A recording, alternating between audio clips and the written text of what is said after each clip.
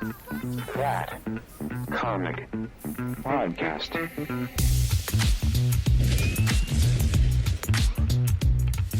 Hello, internets. Welcome to another issue of That Comic Podcast. I am your host, Features, and with me today are my wonderful co-hosts. I have first with me Mr. Moshko.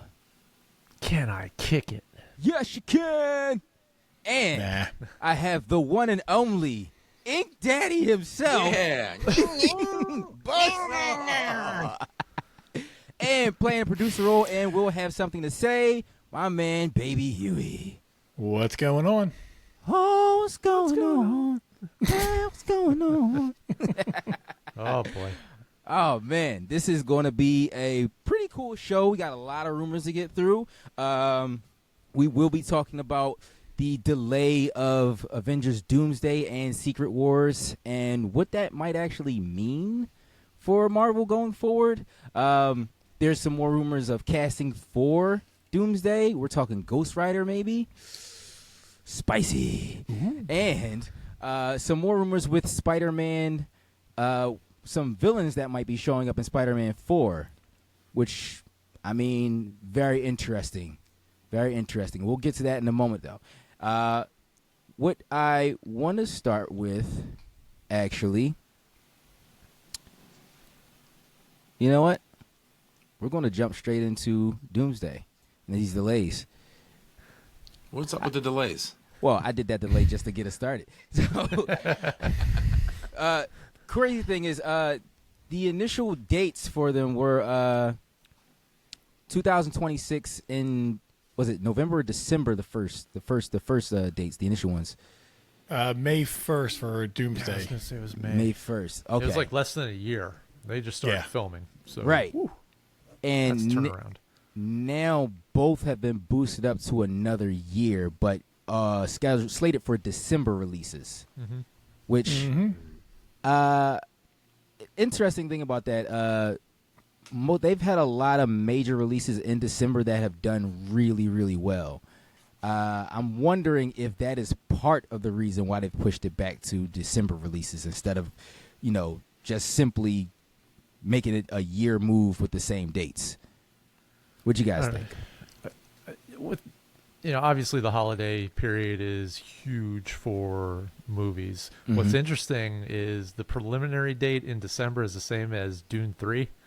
So when you think about that, you have Florence Pugh in both. We would think, right?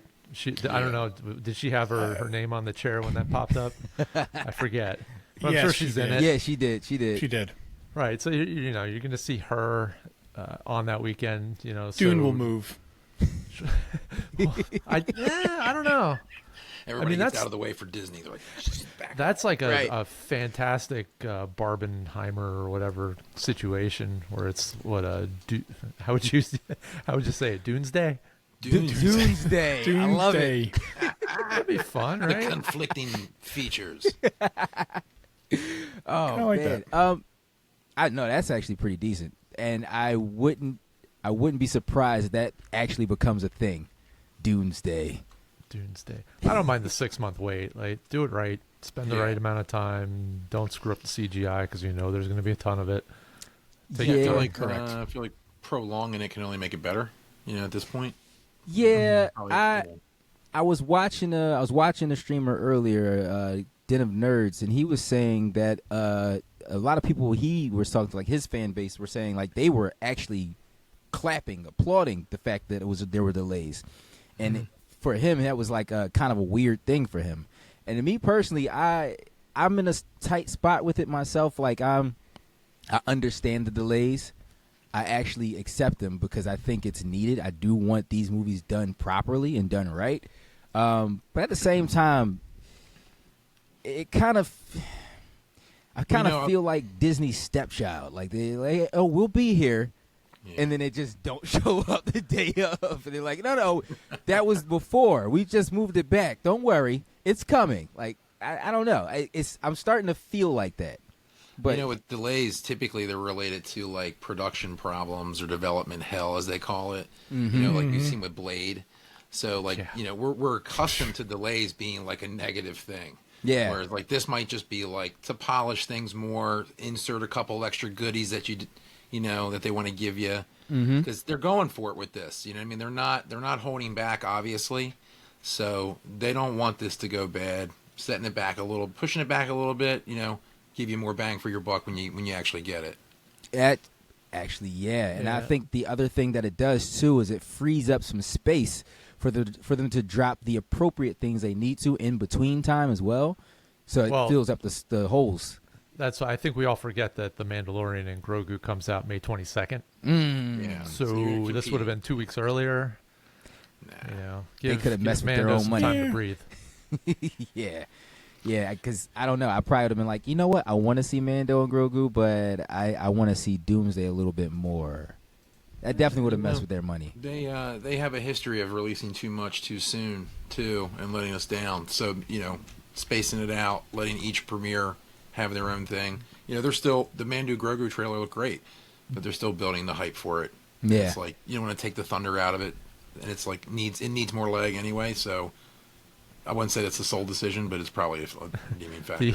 The third movie that's slated to open on December 18th is Ice Age 6. Yikes. 6? So wow. So you'll have Avengers Doomsday, Ice Age 6, Dune Messiah, and I'm going to see that little rat in the snow. Yes, looking for the again. acorn.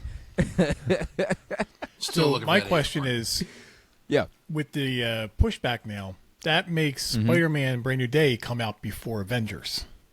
Yes. Got it. So Yes, it does. I like that. I like it too, but story-wise, we don't know where Brand New Day was going to fit into the original story. So what are they going to do here? Because this was supposed to be basically Spider-Man would be taking place between the two Avengers movies. Now it's taking place before. I think it should take place before, because here's the thing: like where we left off with Spider-Man, we're kind of stepping into a brand new era of Tom Holland Spider-Man. Or a new day. Brand new day. A brand new day.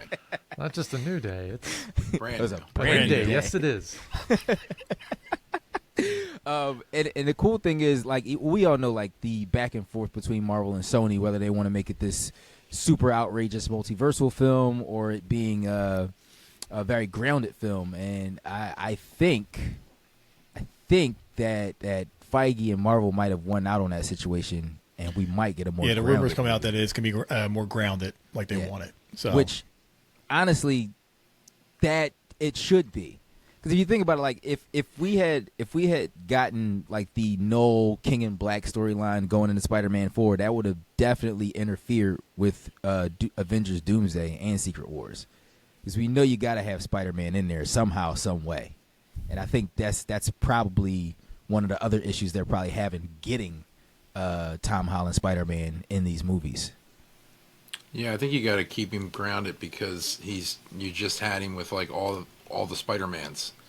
So it's like you're just going to get weirder and weirder, and it's just going to get harder and harder to tie it together and tell something cohesive the way we got like, a pretty good movie out of Thunderbolts. Yes. So yes. like you got to bring Spider-Man back in, start telling good stories again, because having 3 and 4 Spider-Mans, you're going to lose people. You may still get that according Yeah. to some of the rumors. I mean, with what Sadie Sink potentially being Mayday, who's Toby's daughter, or would be Toby's daughter. I don't know. One of the Spider-Man. I've always felt like all the Marvel stuff should all come from the Spider-Man universe, because that's kind of what I've said this on the show before, where it's like they build all their other comics and characters. A lot of them came out of the Spider-Man universe. So it's like, just anchor him in nice. He could be the anchor being, and then spin out of it. You know what I mean? Like, give us a good end credit scene in Spider-Man, and then keep going with the rest of the stuff. Obviously, they're going to bring in all these characters we know, but at least keep Spider-Man grounded, because it's, Spider-Verse stuff off topic is pretty ungrounded. But right. If you're going to give us a live action one, like, at least ground it in. And you know what? What you just said, Buzz, about making Spidey the anchor being, I think that makes a lot of sense, considering how they brought him in with the first two movies. About the first two movies, him being like this kind of understudy of Iron Man, And because like the MCU kind of started off of the back of Robert Downey Jr.'s Iron Man, now we have a Spider-Man in the MCU, and I mean it's Spider-Man. He's going to do numbers. Like, yeah, totally. He's going to take over every time. You don't even need an origin story. Right.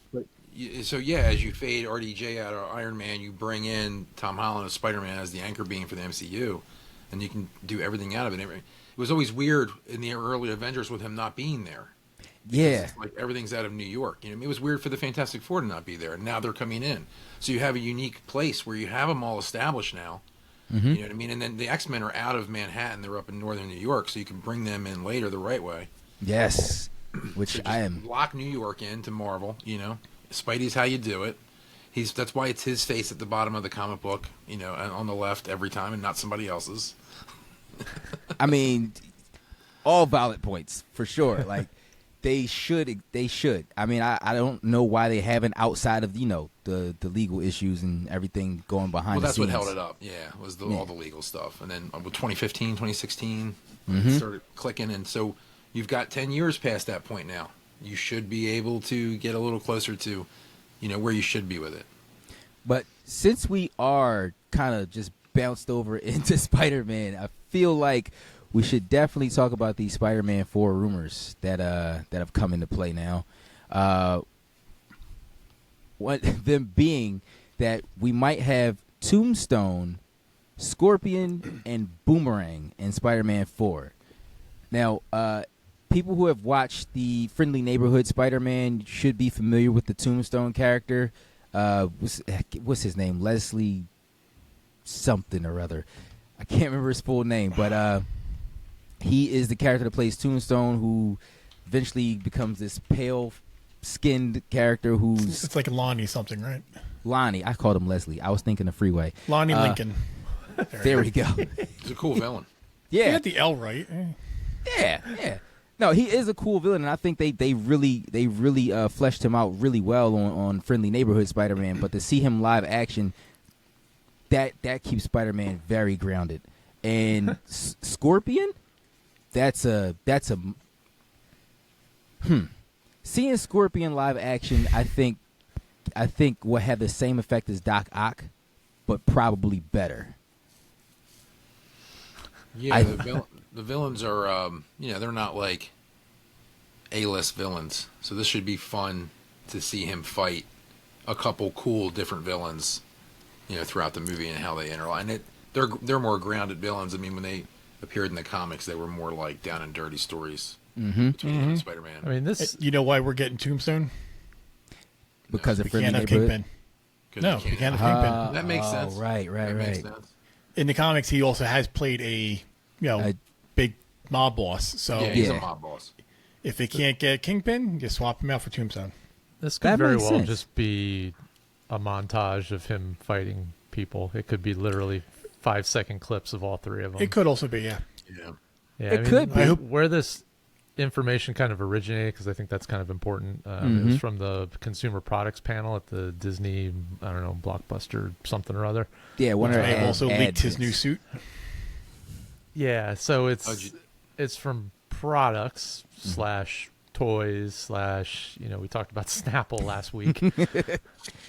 Some things from Funko were just released earlier. I saw it today. I'm not going to talk about it, but it's for Fantastic Four.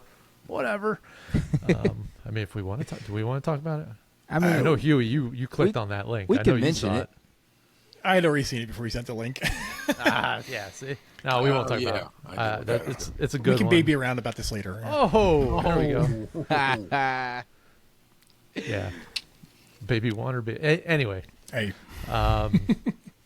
That was brought up. The other thing, something about Mr. Negative. Yes. So I know, 2 or 3 weeks ago we were talking about DK from Tokyo Drift being him. Yes. Martin Lee. Right. And then it just recently came up that it might be Steven Yeun. Steven Yeun. Okay. Glenn. Is that Walking Dead. Now, here's where things get a little screwy. There will probably be backlash because Mr. Negative is of Chinese descent, Yes. And Steven Yeun is Korean.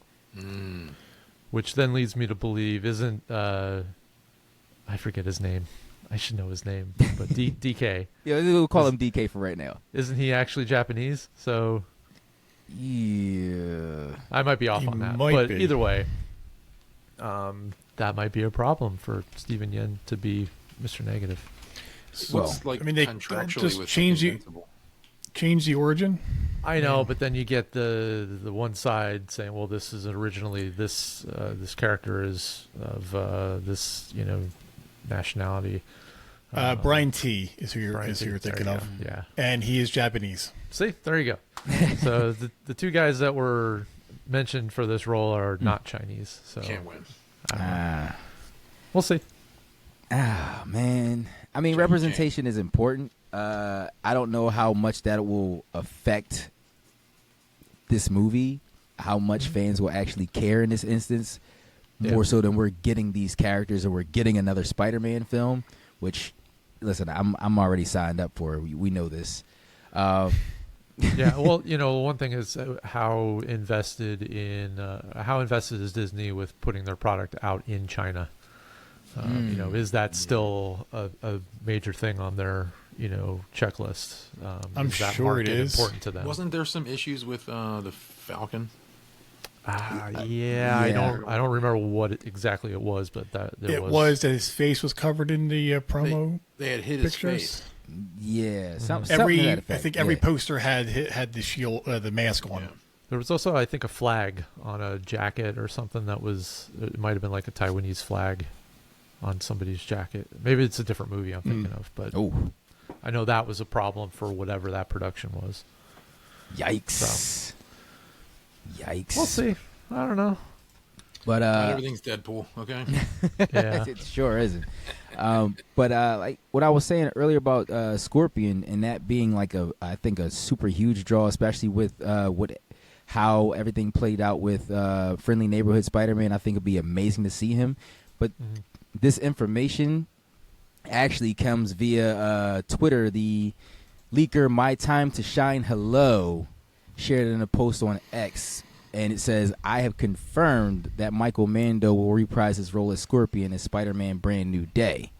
And that came after an Instagram user named Chris Higashi claimed that Scorpion was one of the villains to show up in the movie.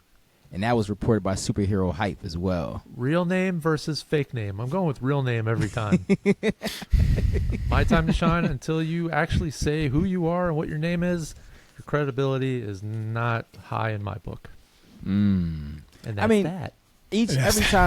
Every time these rumors come out, we got to take it with a grain of salt regardless. Because it's not like they haven't been wrong sometimes. And then sometimes they've been very right, and it's been like, oh, man, this sometimes is awesome. they're right, and then it changes. Yeah. There's correct. That too. Marvel keeps changing things up on us, so right. Yeah. Yeah. And that's not the fault of the leakers. That's Marvel getting ahead of the curve, going, oh, so you guys know this. I know. But if you can hide behind a fake name, then you don't take responsibility for it. That's all I'm saying. Insiders. That's right. How about not Doomsday? How about Ghost Rider? We're kind of straddling. Yeah, we're now. going to bounce back on that. So this new rumor for Ghost Rider being casted in Doomsday, pretty dope. But even more interesting is that it is not Nicolas Cage, and also not Johnny Blaze. Can I say this? This came from Jeff Snyder. Yes. That's a name. That's a real person. I'm going to believe this more than the fake name. Podcast. Yeah. He's a funny guy. I really enjoy his shtick and his information. So I'll just say that. But I think that's pretty cool. And the rumor I've been hearing is that they're looking at Ryan Gosling for the Ghost Rider role. Now, the big question with that is he's now tied to Starfighter. Yes, and I know. They're filming that now, though. Right. And they're also doing Pedro in both. So it's like they're all in the same house. Good point. Yeah, true. It's hey, you want this movie? You got to do this one for us. Right. Yeah, it's possible. I Let's mean, see, he resisted the big stuff for years, and now he's all in after Barbie. He was like the art house guy. Yeah. Yeah. Place Beyond the Pines. Awesome movie. Interesting enough, though, if it is Gosling, I hope that they are doing Danny Ketch, because that was the Ghost Rider one, right? No. They did that in Agents of S.H.I.E.L.D. You can keep Bobby Reyes. I don't want that Ghost Rider. Bobby Ray, yeah. They can keep Ghost Driver. I want Ghost Rider. This is Danny Ketch? Yeah, I think so. If it's not going to be Johnny Blaze, I think the next best thing is Danny Ketch, and you definitely want to go with someone a little bit younger. I think Ryan Gosling does fit the mold of that, but I don't know. I don't want to sound like a hater, but like I feel like he's too pretty boyish to be Ghost Rider. He does a lot of movies where he drives things and he's tough. So he does. He does. It could still be Reedus. It could. It could. I always wanted Reedus personally. Yeah. Same. He's a real biker. You know what I mean? Yeah. A cool ass dude. He will bring an authentic kind of rider feel to it. Like I would love to see Reedus as Ghost Rider. But is there anybody else out there maybe that could? I was just about to go off on a tangent. Keep going. Oh boy. Here. No. They're making a Death Stranding movie. So is he going to be part of that? Do you guys remember? You know that game, Death What's that? Stranding? Death. I know what you're talking about. He's basically a mailman. He's a package delivery guy. Yeah, and it's him in the game. So would he be playing, that person in the movie? I don't know. Anyway, Interesting. Sidetrack. No sidetrack. That was fine. All right, so let's move on to some other news. We've got Krysten Ritter finally on the set of Daredevil season 2. I mean, she looks good. She looks. Yeah, she does. She looks good. Well, she does. Come on, don't say it like that. Yeah, she looks good, but I mean, as She's Jessica great. Jones, she looks good. Looks like they never left. Yep. All right. And I still am hoping to see Mike Coulter show up, because I definitely. Because you guys are boys now. He's kind of in New York right now, so Yeah. and so is our good old Finn Iron Jones.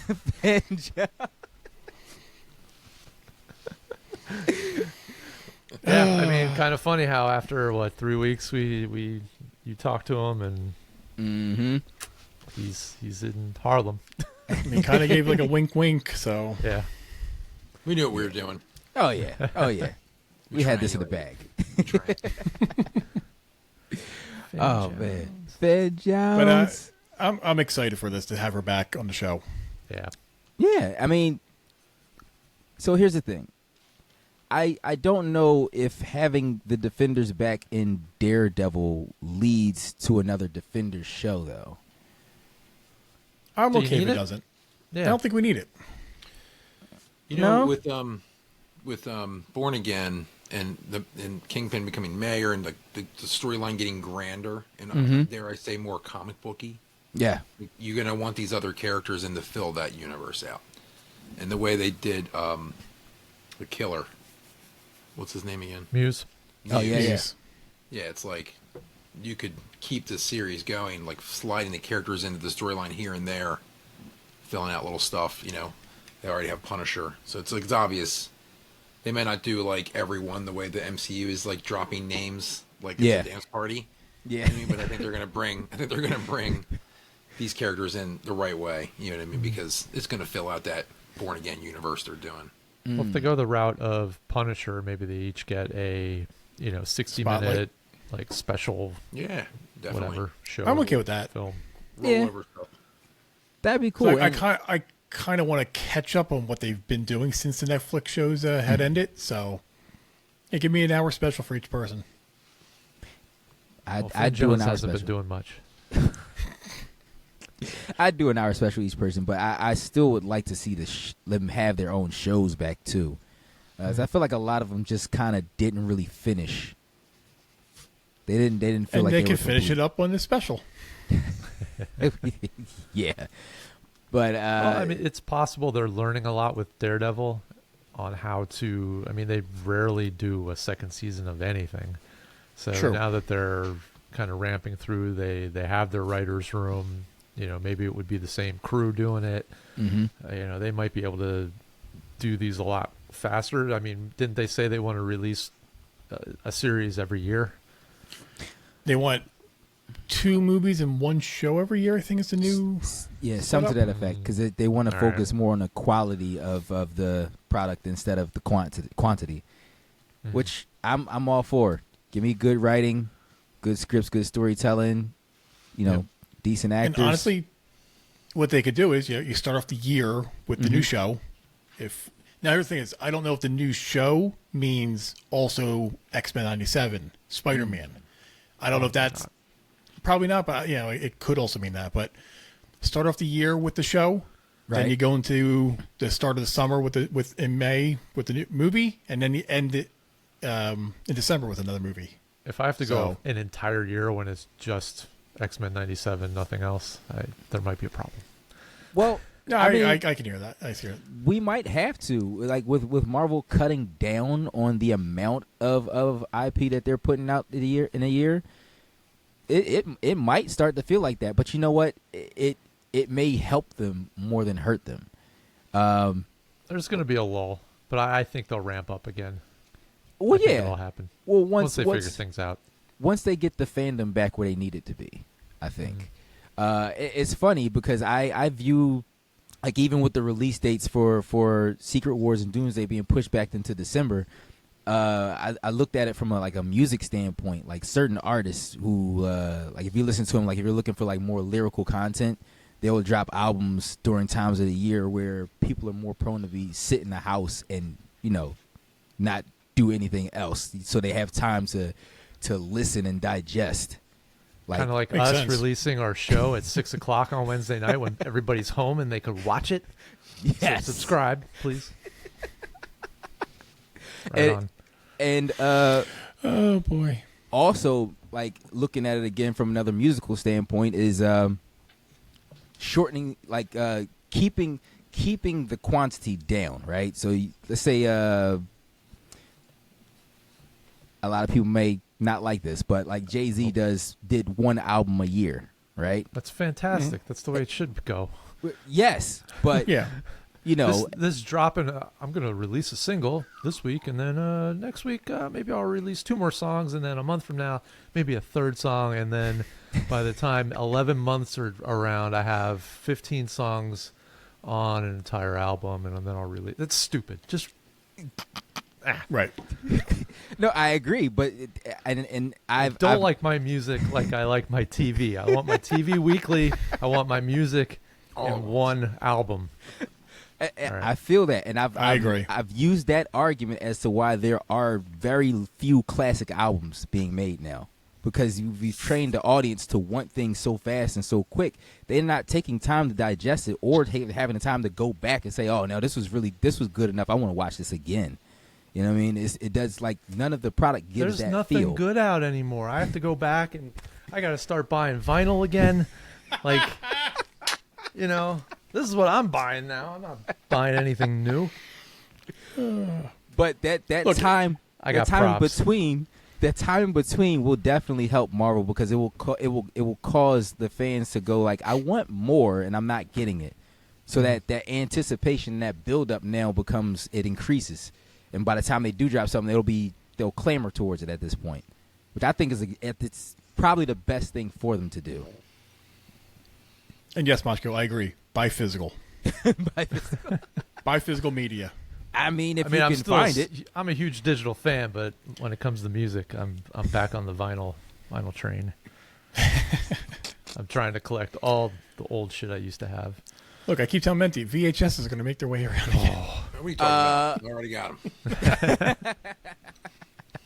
I don't know. VHSs are I don't think those are coming vinyl back. came back, okay? So that's different. Nothing moves on vinyl though. Like there's all kinds of stuff that can go wrong in VHS tapes. There is. Yeah. And vinyl also gives you a different sound quality. So if you're an audiophile, it absolutely does. I will tell you Absolutely. though that you know nothing of the VHS culture that is resurging today. There's Oh. an actual Oh, wow. festival.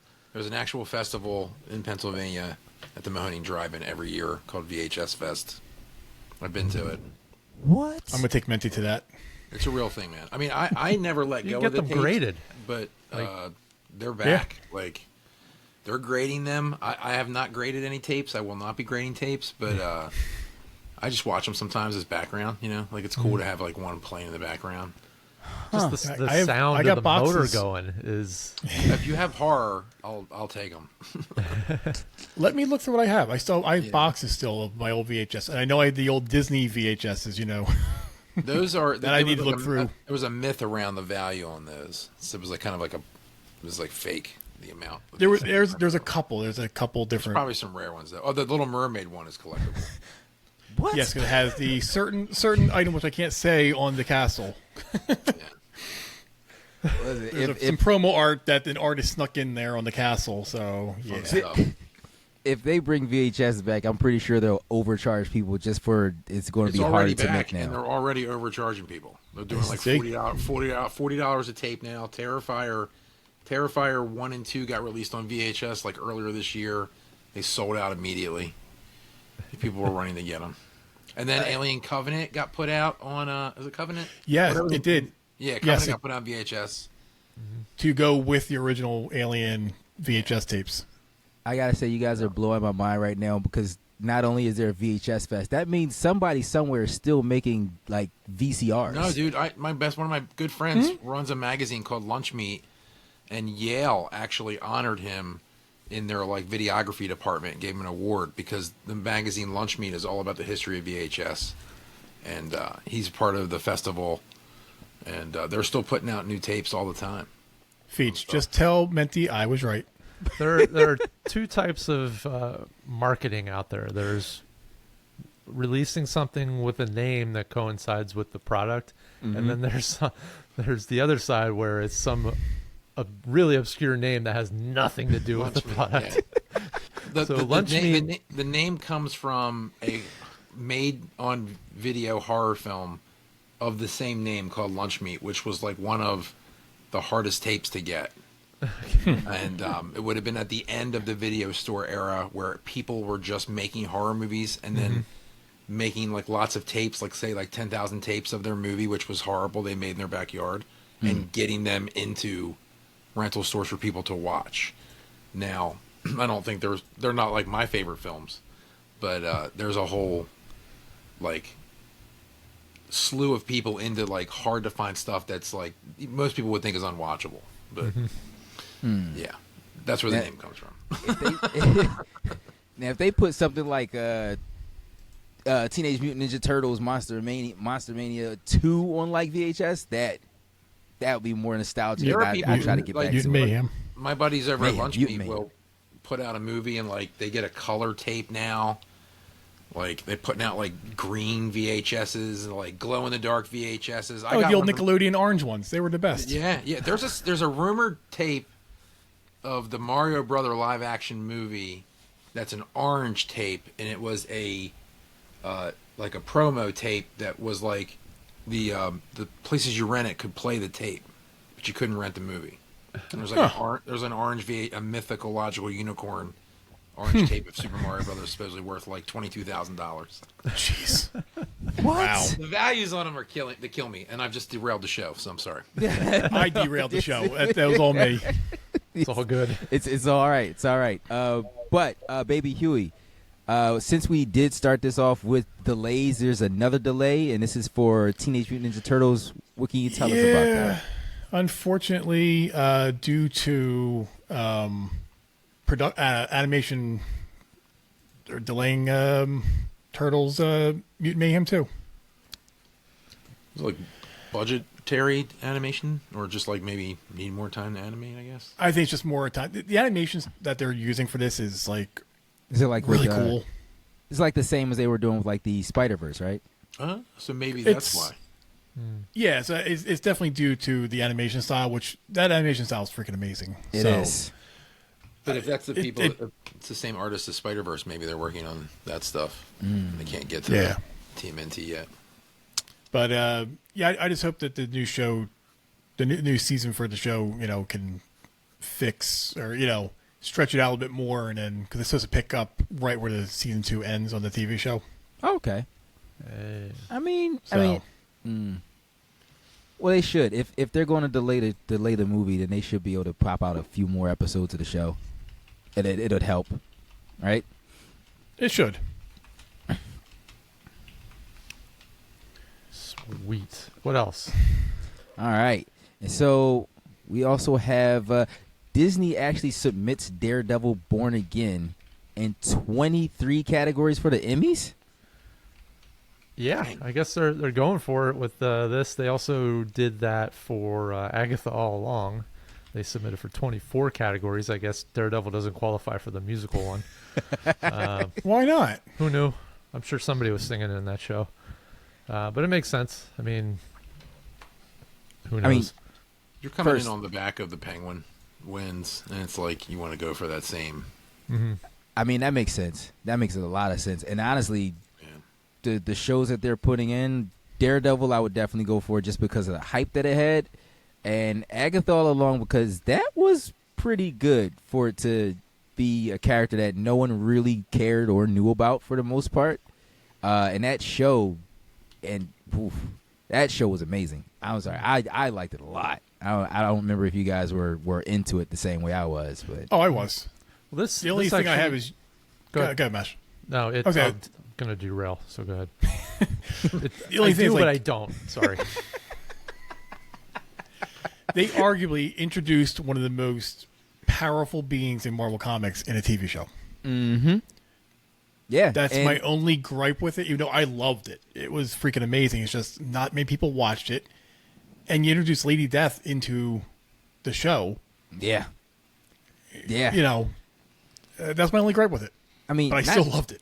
Lady Death and Wiccan. So like you got two heavy hitters. Hitters. Yeah, I was expecting Wiccan to be introduced, but not Lady Death. Yeah, I was a big fan of the show. I think it was a little bit of a sleeper hit.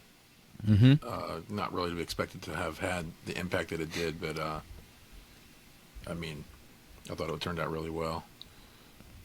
I think it'd be interesting to find out what these shows are what other shows they're going up against. Because honestly, I could see Agatha All Along bringing home at least three Emmys. Well, this is where I was going. So buckle in for this one. So there's another train derailment. You mentioned Penguin earlier. Uh-huh. You immediately thought, wait, the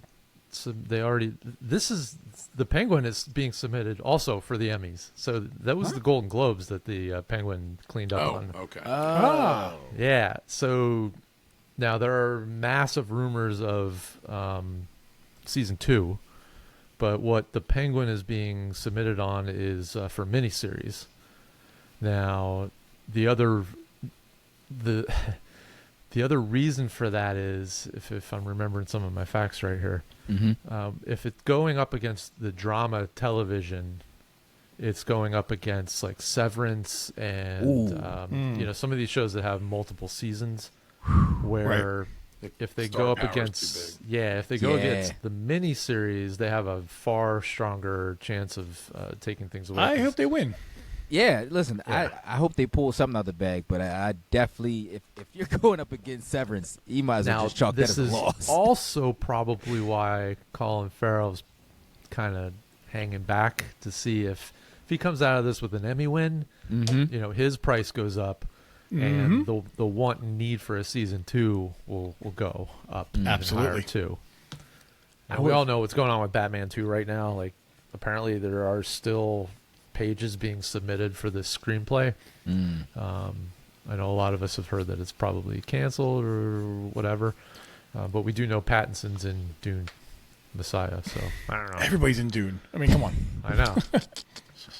So thankfully, he's like, okay, I'm not gonna wait. Let me keep working. Yeah, you need to. But again, that's also WB, so same house.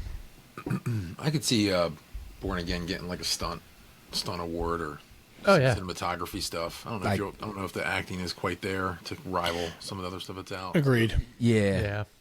choreography, maybe. Yeah, like you were saying, Buzz. Yeah. Yeah. Something for technical stuff. Yeah, maybe even like a costume design too. Maybe. I could tell you in a second right here. It'll say. Ooh. Vincent D'Onofrio for supporting actor. Yes. Deborah Ann Woll for outstanding supporting actor. John Bernthal for outstanding guest actor. He'll Yes. probably Okay. win. He'll Yeah. win for guest actor. I think that's so. a no-brainer. Director, all the... Oh, boy. What is this? Outstanding drama series. Okay. Outstanding drama series. Music composition. Directing for drama series. Original theme music.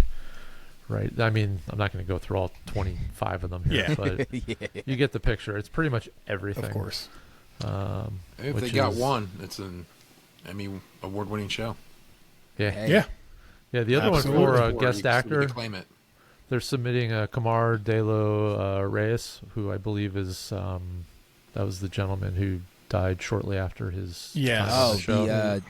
the white. He played White Tiger. Yes, Yeah, White Tiger. I think that was him. But when it comes to guest actor, it's limited to just one episode, so they don't have to be in everything.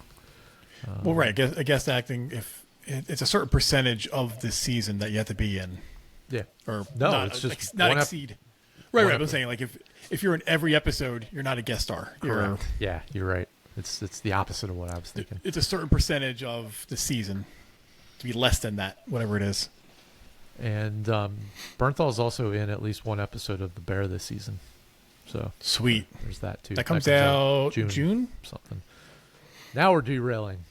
Now we're doing. But we love our good shows, and we're going to talk about it. Doesn't matter if Yes. it's not comic related. We'll sneak it in. But something that's anyway. maybe not good. What's that? A new power for Superman. Yeah. Okay. So, and this happened in, was it Superman? Unlimited issue. So are we technically going into the comics section now?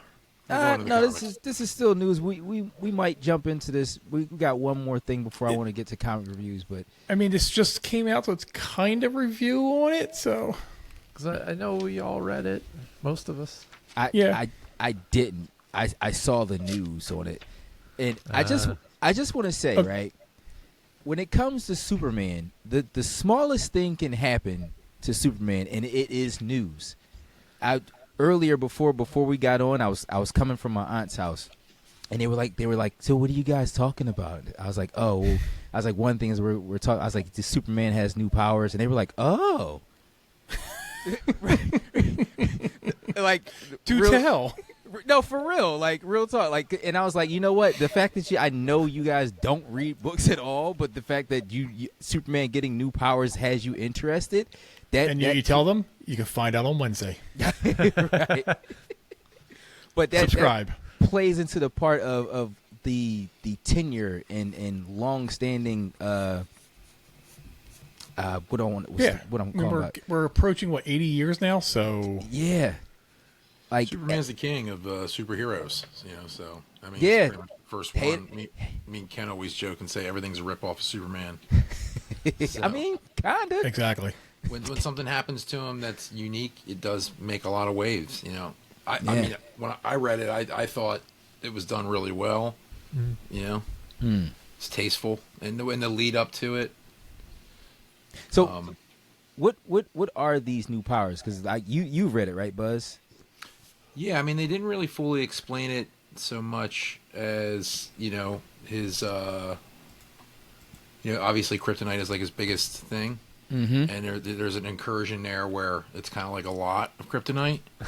It's like a whole, like a gigantic asteroid size. Like it's the most amount of kryptonite. And now, I guess we're doing spoilers on it. Or I mean, it's already at out. This point. Yeah. I'm trying to be. It's a week. So yeah, everyone has kryptonite now. That's another like issue. A smartphone. Yeah. Like kryptonite is as popular as smartphones. Yeah. So, like quite literally, and Batman is like telling him. So.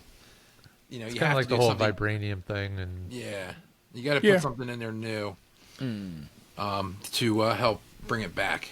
Okay. So like from what I've seen, he's So he's Well, I was he's golden. He's golden. There you go. Lights up like the power of the sun. You know what?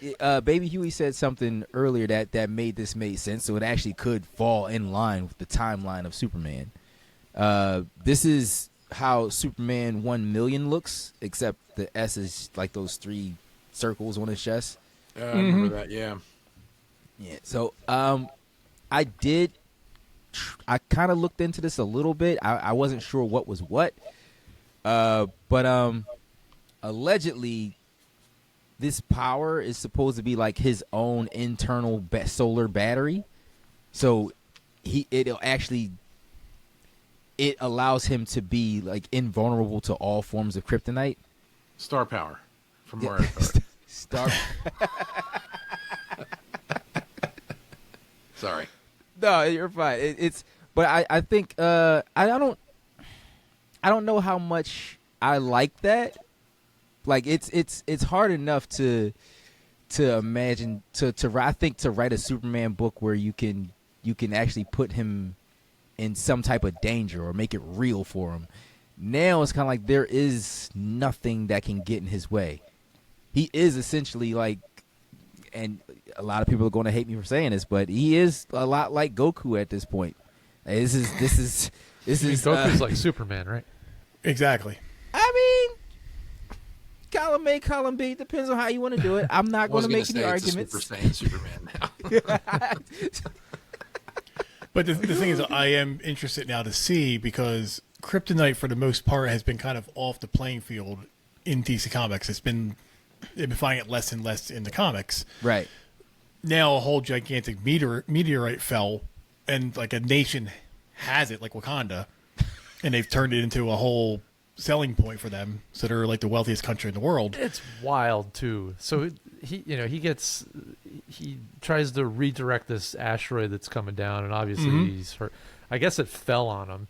So he's cooped up in a hospital in the Watchtower for 3 months. For 3 months. So this nation sprung up completely.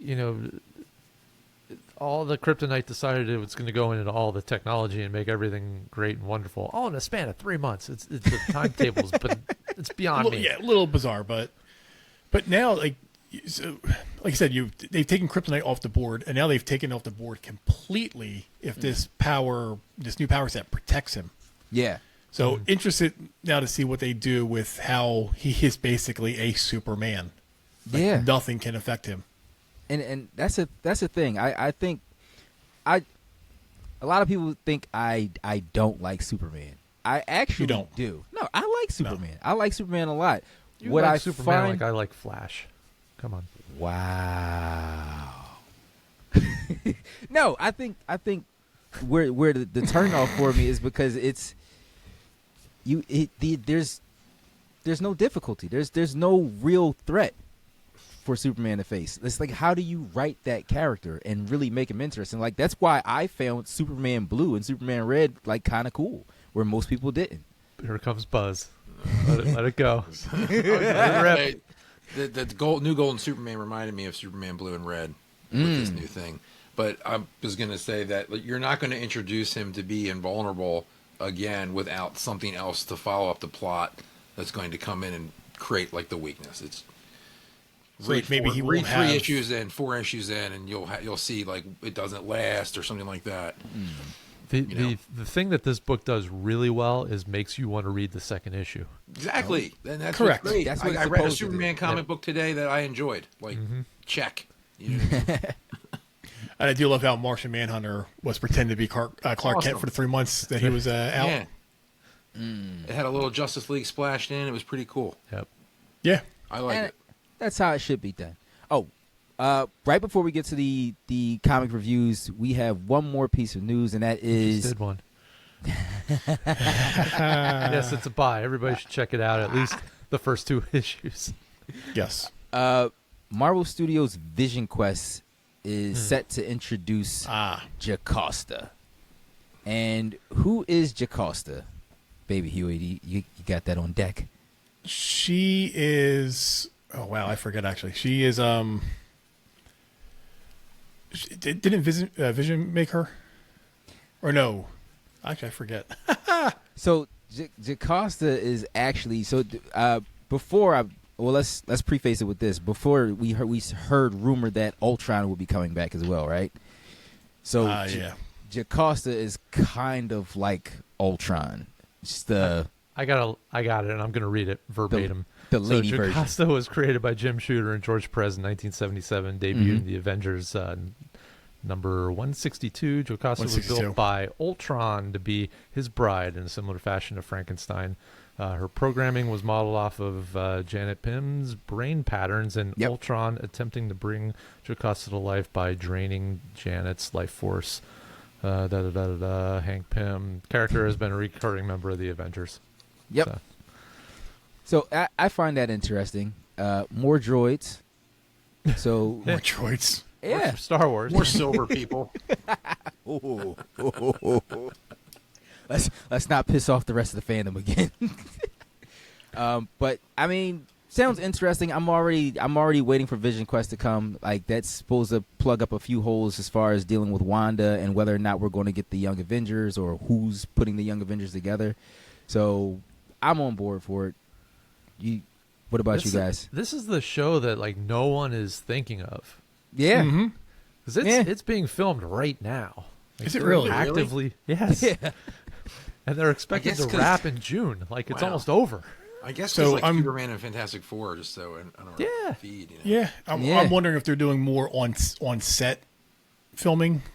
That's why nothing's leaked out. I'm sure. Probably. I mean, it's going to be awesome to see, or at least to hear James Spader. Oh yeah, he's. I love James Spader. Strings on me. Yeah. I love that one. I've been a fan of James Spader since Boston Legal. I mean, deep cut. Him as Robert California on The Office was incredible. I like him in Stargate. Oh, I forgot about that. Yeah, yeah. But comics. Comics. And last thing I'll say about that is maybe it's a good thing that this one is flying under the radar, because the reception that Ironheart is getting, I think Marvel does need to tiptoe with some of these releases. But I think Vision Quest should be fine though. Watch Ironheart's great. And that's the thing. I think it will. No one's going to see it. Yeah. Is it a show or a movie? It's a show. It's a show. It's like an Echo 6-episode kind of thing. Okay. Yeah. But 6 episodes. I think the thing that people are or if they're not aware of it, for those who haven't listened to the show or just coming into the show, that Mephisto's probably going to be in there. We've seen images like this is going to lead into something. And if Mephisto is introduced into the MCU via Ironheart, once you have Mephisto, then you get Ghost Rider, which leads into the rumors of casting for Doomsday. I think it's fair that AI. It could be, but I think it's fair to give Ironheart a chance. Doing podcasts all the time now, so it could very well be AI. It could be. But I feel like at this point, they're with the after credit scene in Thunderbolts, that they're going to try to be a little more tentative to like its tie-ins. Maybe not so, unless they're saying they're not, but I feel like they might be a little more conscious of that. Yeah. Agreed. Being important. I mean, I think they had like a good long run of people looking for it and it not being there, and then now it's kind of like, we got to put it back in. Trying to make these things like somewhat near each other. Yeah, I think one of these days we should definitely have a conversation on the fandom and how they actually feel about the MCU, whether people are actually MCU fans or comic fans. Because I've also seen like the numbers for some of these shows they're not great. Like a lot of the Marvel properties that have just come out are not really doing well. Thunderbolts, which was, I think, a great movie, hasn't even surpassed Captain America: Brave New World yet. Well, yeah, I mean, they lost them after Endgame, so trying to keep them all back with a fractured television show run. Now, universe is jumping, DC's getting rebooted, Marvel's hanging on. I mean, you have superhero fatigue as well, so You got to make him great, or you're going to lose everybody. Mm-hmm. Like if Superman doesn't hit $1 billion, it might kill James Gunn. This whole thing. I hate to say that. But it's probably true. Do you see what the numbers are for Doomsday for it to break even? No, dude. For it to break even, the number that's being put out there is $2 billion. To break even. Gosh. I believe Break it. Yeah. even. You might as well just put Deadpool in it now and save yourself. And is all this the- before or after they've already added the budget It's for with marketing, ads? marketing and Okay. theaters and stuff. So Wow. I mean the budget I think for it alone is $500 million or something like that. Like or even more. Like it's insane what the budget for the movie is. And they're That's going to have crazy. a larger cast than they had in Endgame and Secret Wars. Yeah. I'm Hey, here they- for it. They need to figure out how to get people's eyes off of TikTok and the 30-second clips and be able to watch an actual movie. They should Well, hey, if you're on actually. TikTok, make sure you go subscribe. Yes. I mean, it's what? It's Follow Memorial. us. It's Memorial Day weekend, and Mission Impossible, the new one's out, and Lilo and Stitch, is cleaning up against Mission Impossible right now. I think people might be a little tired of Tom Cruise. Oh, Yeah. this guy's a fatigue. national treasure. Cruise fatigue. It's on cruise control. Can't wait for Days of Thunder 2. I don't think that's happening, but Comic reviews. All right, let's get to these comic reviews. All right. comics. What do we got? What have we been reading this week, guys? Superman Unlimited #1. Let's talk about it. So something happens to him at the end. Nice. Moving on. Spoiler. He's gold. I love gold. What are we here? I mean, I read Detective Comics 10 or 1097. Okay. I must have missed 96 because I thought there was a whole storyline going on, but this one kind of started something new. But it kind of revolves around the Elixir group. Elixir. Something I'm not familiar with. I don't know if you guys are familiar with it, but I guess it's like an underground group of they come off as police. Like I guess they're just pretending to be the police. But Harvey Bullock is kind of the go-to in this. A lot of the story is from his perspective, which is kind of cool. Okay. You don't get that much. No, I like that. So No. Batman's kind of teaming up with him in order to bring down this group of individuals who are corrupt because they're doing some nasty stuff, torturing people and things of that nature. So it turns out he has some type of history with that group. Came across them as when he was an early, not a detective, but just a street officer. That makes sense. So we'll see where that goes. I'm intrigued. I'm still down with the Bat. So It's been a while since we got a Bullock-centric story. Yeah. I can't remember one for Yeah, it's been a years, long time. so- I find it funny they have Bullock going up against corrupt. I know, right? Because Yeah. he was one. Like, I know. That's how he started. He's like, how do I get in contact with you? Do I put like a bat signal on my house or something? He's like, Batman's like, no, just call this number. Gave him a phone. It's like your house is bugged. I'll know when you want It's it. like some's there. Yeah, right. Page me. Someone will message me. That's pretty much what this is. My paging service. Pretty cool. Ooh. Okay. What about Absolute Flash? Yes, I read that. I've read that. You've got it on your list too, right, Moshko? I sped through it.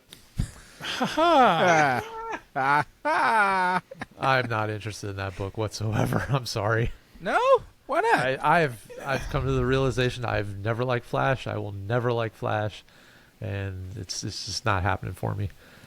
Wow. I'm lucky I read the Superman book, to be honest with you. I'm not a Superman person either. You know how I always say like street level guys are my thing. Okay. But I will always give something a try. Okay. I mean, Flash is always in these streets, though. He's running through them. It'd be cooler if he was running through people like what's his face? No. Boys. The boys. The boys. A-Train. A-Train, there it is. A-Train. I read. Yeah, I read Incredible Hulk 25. Pretty cool cover. Oh, I like that. Oh, wow. Now you've been reading that for a while. Let me right? tell you Like, something, man. The Incredible Hulk, I've been reading it for 25 issues, and it's running the way old Marvel comics used to run. Same creative team for more than 12 issues. Now they're on 25. Wow. Cohesive storyline the whole time. Don't need any crossover books to read the book. Just this book. It's always plenty of pages. Phenomenal interior artwork by Nick Klein. If you're not familiar with him, get familiar with him, because he kind of carries the old John Romita Sr. power, Bernie Wrightson power in the Hulk book. He's doing a lot of body horror stuff where Banner is like ripping out of Hulk to take form. Ooh, wow! The pages are incredible. I can't talk up the artist Nick Klein enough, and he's doing a lot of really fun stuff. It's a horror book, really. You've got Hulk going up against some like elder gods within the lycanthropy mythology. Ooh, and they're linking that to Asgard, and interesting. With Doctor Strange being in Asgard now. Mm-hmm. Hulk is looking for answers about how to take care of the supernatural threat. He's got a sidekick named Charlie Tidwell, who's like a little girl who took on lycanthropy skin, and it's like a superpower now. And the skin has like history in ancient Thor lore and stuff like that. I don't want to give too much away if people want to read into it, but good body horror, good horror book, good classic superhero action. But the artwork will blow your mind, like alone. It's good stuff. You sold me. It's a lot to catch up on. 25 issues, a lot to catch up on, but it's been consistent, and I've just been reading it around all the absolutes and all the... It's hard to get a good Hulk book, especially for 25 issues. Yeah. I've been waiting for it to fall off, and it hasn't. So that's why I brought it up. Like Feach said with Superman, I feel like it's hard to write a Superman book every now and then. It's hard to write a Hulk book just because, and like Planet Hulk, I thought is still the best Hulk storyline because you actually have him talking. Yeah, it's not him just being destructive and blowing things up and smashing things. I don't know how Hulk is being in this book, but yeah, this is a unique take. He's full Hulk, and Banner can be sort of summoned through him and work out of his body and be there. Interesting. Or Banner can sort of summon Hulk as well, which he's not really trying to right now. He's trying to kind of be separate from him. But so they're kind of more working in working together. They're not really friends right now. Banner and Hulk aren't, and they've done a bunch of stuff recently where they've separated them and things like that. This one is working really well because the sidekick character is dealing with an alter as well, and so she's kind of connecting with Hulk through the fact that she's like this werewolf god, and Banner's like was like Hulk was basically trying to take over him completely, and there was no more Banner, and he still survived. And so now it's sort of like they're trying to keep this sort of elder god werewolf lineage from basically making a werewolf Hulk, so they don't use his gamma power to make like the biggest werewolf in the world and embody the elder god. So pretty elaborate storyline. It's been a long run so far. Yeah, I'm definitely sold. I want to check that out now. I don't know if they did the trades or not for them, but they usually do like 6-issue trades or 12-issue trades. But usually. Yeah, and the way it's definitely dark, it's deep, it's good Hulk. Like it doesn't stray away from what you want your Hulk to be. You get all these great elements of Hulk. The action's incredible. Man. Do we want to review anything else? I feel like that was the creme de la creme of everything. It's just a good book. Hey, Feach, why don't you get your X-Men out of the way since it was probably horrible? It wasn't horrible. So it's the Uncanny X-Men, and that is Rogue and Gambit's team with their young mutant team, which they call the Outliers. So where it last left off, they found like this crypt in like the swamps area of where they're staying, and apparently the history behind this is there was a young mutant woman, and not crazy enough, but it was a black woman, young mutant, way back, and I want to say maybe the 50s or 60s, something like that. But they go into this lore of her actually. She was carrying her mother's ashes and taking them somewhere. that part is not open to me yet. But they go into show you what things were like for mutants then. Them having to go around flashing signs. So like at one point, this guy goes to pick her up. He goes, "Hey, ma'am, I heard you were looking for the ride. This is me." He lifts his hat up, but in his hat he has an M inside of the brim of it. And she goes, "Oh, okay, yeah, I can trust him."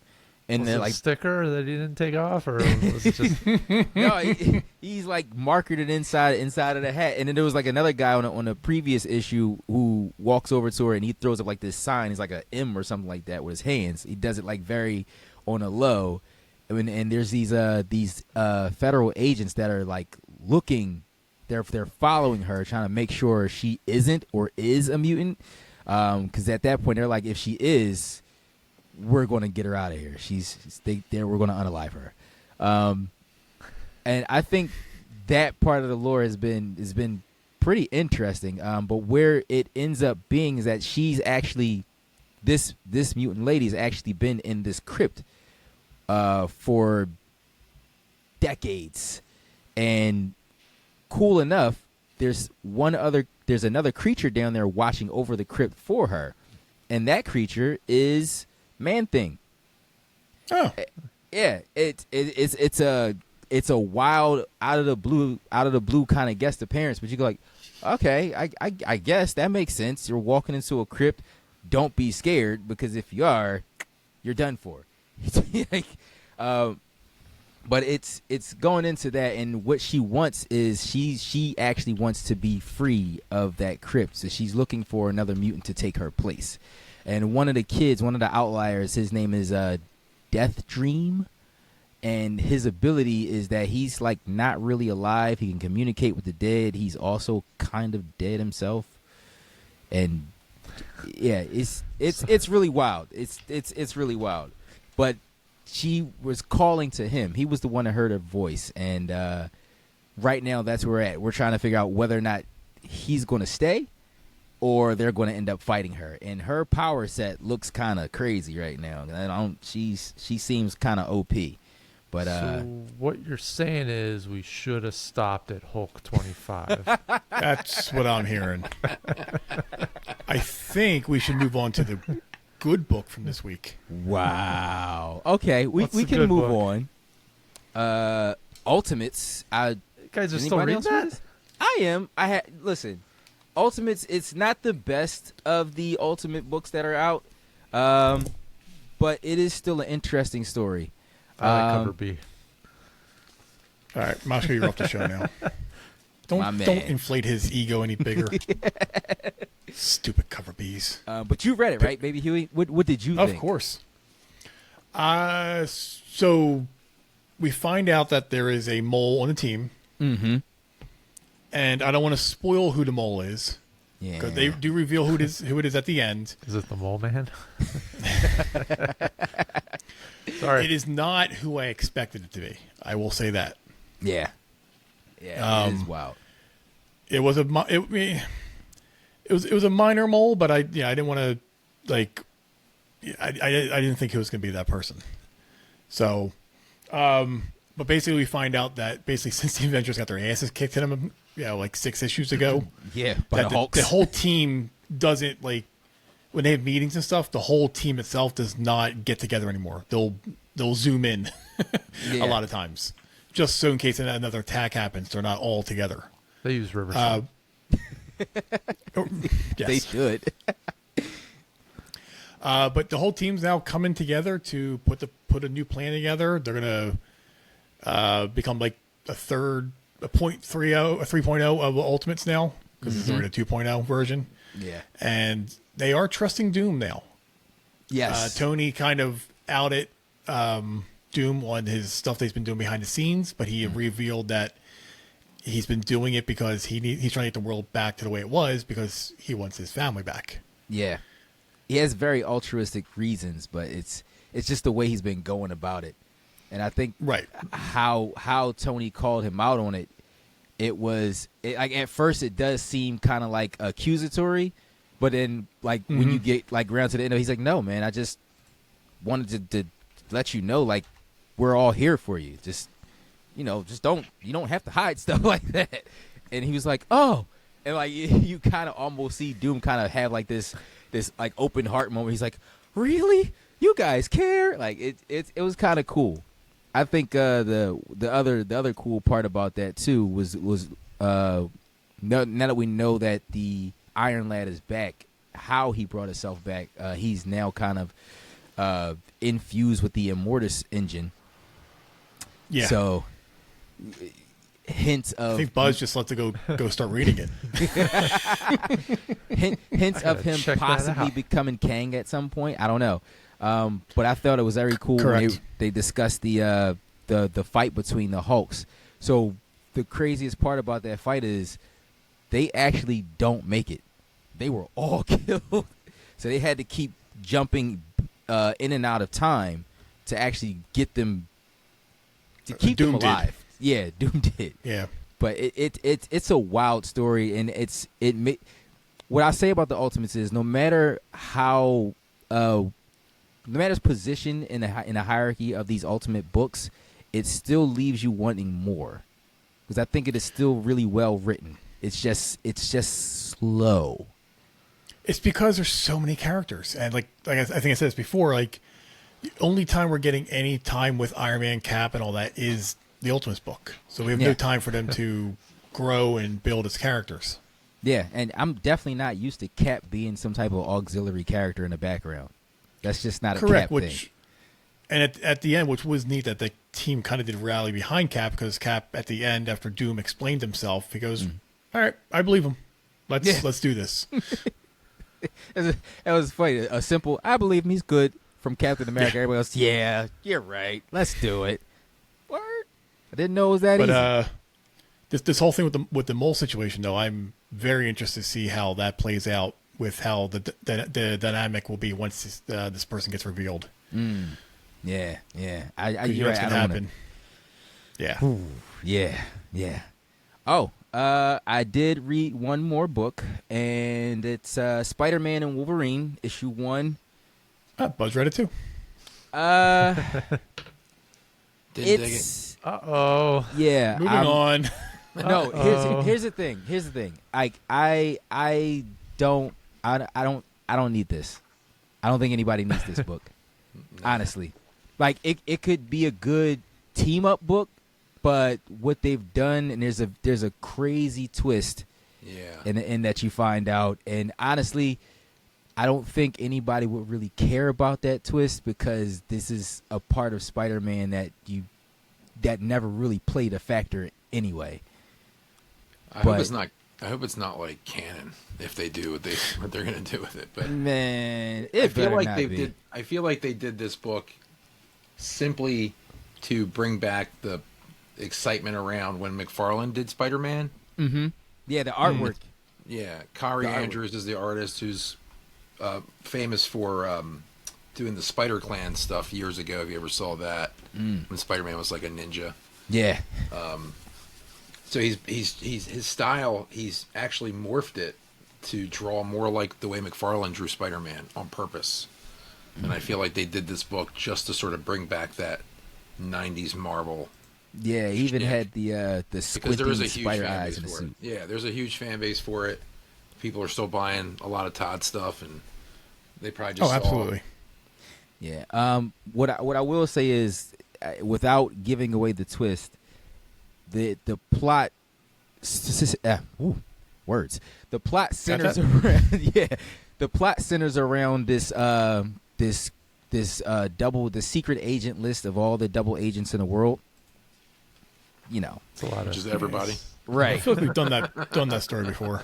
Yeah, but when I say it has everybody's names is in there, and there are people who are still active, and there are people who are retired with family lives, and they're like, if this list gets out, this could be bad, like loose nuclear missile bad. That's how it's explained to Wolverine, and apparently S.H.I.E.L.D. has the list, even though S.H.I.E.L.D. isn't really a thing anymore. Wolverine grabs Spider-Man in the middle of a date. He's like, yo, come on, I need you. This work. and he was already late for the date. I thought that was funny. It had some charming moments in it, but it's kind of like I'm not sure where it's going to go. It's a tip similar to the Deadpool Wolverine team ups. They kind of like just bicker the whole time. Yeah, and So it's funny because going to be that. Spider-Man's not the bicker; he's the jokester in that realm. But it's this book didn't need to happen. It just it didn't need to happen. I mean, what you want us to tell us what happened at the end? Do it. Yeah. Anybody watching this? It's been a week. So. Parker went back into some secret file and saw the last mission his parents went on as scientist spies. Yep. And it basically insinuates that Logan was on the plane with him and is the one that killed him. Oh. Yep. So at the very end, the last panel is Spider-Man drop kicks Wolverine, goes, "I'm going to kill you." And that's how the book ends. Yeah, and I'm Spidey's trying to kill him. So I guess the next issue is they fight. Yeah. Logan tries to backpedal and do damage control over it. Wasn't me. Right. I feel like that's how it's going to end. He's like, I didn't do it. Like, they don't have the full video. Okay. Don't reveal that he was on the mission with them. Right. Yeah. That's they could allude to that as the comic, but yeah. I feel like this was an excuse to just do an old school fashioned Tom McFarlane Spider-Man comic book. Yeah. As a fan of that stuff, because that's what made me pick it up, was that the art kind of had that look. Mm-hmm. And I was like, well, let me read it. And, it wasn't like a bad read, but it wasn't anything like... I mean, Superman Unlimited was better. Yeah. that sounded a lot better. I don't know if I'll pick up issue 2 of that. You won't. You're right. I probably won't. It's forgettable. You won't. It's forgettable. Nah. Because like at the end of the day, you don't. Again, that's not a part of Spider-Man lore that anyone really cares about. We much like Peter himself, we've all grown up without his parents. So yeah. So why do we need him? Yeah. Yeah, I know that's bad, but it's true. Like, all right. So in closing, I've got one other little story to tell. Ooh. Okay. And this has to do with Frank Castle. Uh-oh. He's back, baby. Back. He's back. September of this year, new series coming out. Frank is back. Ooh. Red Band, #1. Nice. That's it's Red gonna Band's be good. awesome. What's the creative team? I had names here a second ago. It's not Jason Aaron's because he did the last one. It is written by Benjamin Percy and drawn by Julius Otta, who I'm not super familiar with, and then some other covers, but they collaborated on the Helverine miniseries. Okay. So, from those folks. Gotta tell Rye he'll be excited. Yeah, I mean, I hope it's not just like it says new series, not miniseries. Hopefully it goes more than, 6 to 12. So It should. I We'll see. don't think anybody's digging the new Punisher guy. Oh, he's gone. He should be. Yeah, and the old original Skull is back as well. Mr. Garrison's gone. Yes. Mr. Garrison. Joe Garrison, ex-SHIELD agent. And it's to Gotta say love this it. is part of Marvel's new Red Band initiative. So this is this might be like their new Or like Marvel Knights was. Marvel Knights. Yeah, they'll Yeah. bring back all the dark characters and put them in this Red Band series. You know They what? did like Max, the Punisher Max series. That's actually Yes. a good idea. That's a good idea. So far, all the things that have come out Red Band have been pretty good. Been pretty good. I mean, Blood Hunt was amazing. There was a couple Wolverine books that came out Red Band, which, if you're looking for for that type of violence in a book, then yeah, that's. So It's it looks like Frank is back with no memory. The write-up says Frank is back with no memory and a full clip and a thirst for vengeance. That's all we need. If he has no Yep. memory, how does he know what he needs to be vengeful for? I don't know. I don't Well, maybe know no if I memory of can how do he it. got back to life. Back to reality? Back to reality. I'm picking up All what right, you're putting on that down. note. All right. It's all good. All right. On that Do that note, thing, Feach. All right. You can find us on all forms of social media, on Instagram, Facebook as That Comic Podcast, on X, which is formerly Twitter, That Comic Pod. You can find us on TikTok, That Comic Podcast. Even more importantly, subscribe to the YouTube channel, because you're going to get more clips like these, which are going to be amazing. You're going to see all our wonderful faces smiling and berating some of these characters in comics that don't need it. We need a reason to go live, so keep asking us, throw some questions and things like that. There were some goofy-ass comments this week that I still don't know what they meant, but I know they weren't malicious. So either way, we'll try to respond there too. All right. Like, comment, subscribe. Yep. Ding. What Moshko said. And with that, I am Features. Like you said, I'm Moshko. I'm Buzz. I'm Huey. And that's that. And that's that.